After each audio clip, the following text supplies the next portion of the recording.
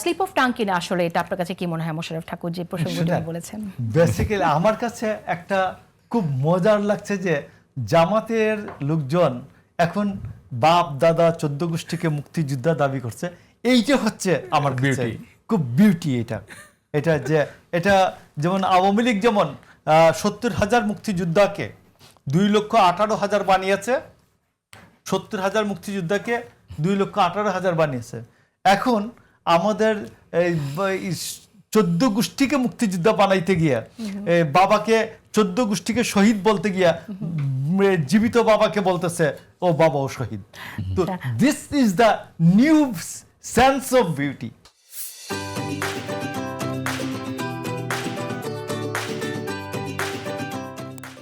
যে এইটাকে আমি আপনাকে বলছি যে চাচা দাদাকে আপনি অস্বীকার করতে পারবেন না? সেটাই জানতে চাই, আপনি দায়িত্ব নিয়ে বলছেন।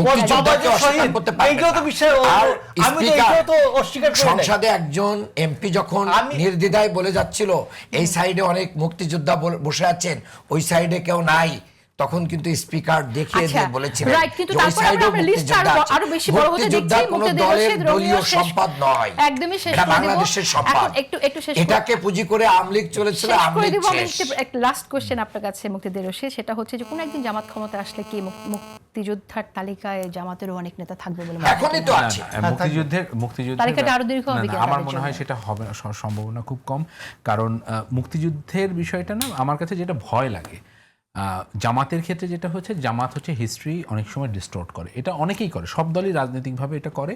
কিন্তু জামাতের ব্যাপারটা হয় কি, জামাতের সুযোগ ছিল গত 17 মাসে জামাত একটা অসাধারণ দল হিসেবে নিজেকে প্রেজেন্ট করতে পারত। কিন্তু আনফর্চুনেটলি আমরা যেটা দেখেছি যে জামাত সেই জায়গাটা, সেই সুযোগটা হারিয়ে ফেলেছে। তারা 71কে 24-এর সাথে মোকাবেলা করতে চেয়েছে। তারা শেখ মুজিব, জিয়াউর রহমানের মোকাবেলা করার জন্য হাদিকে প্রতিষ্ঠা করতে চেয়েছে, এবং সর্বোপরি মুক্তিযোদ্ধার বনাম জুলাই যোদ্ধা করেছে।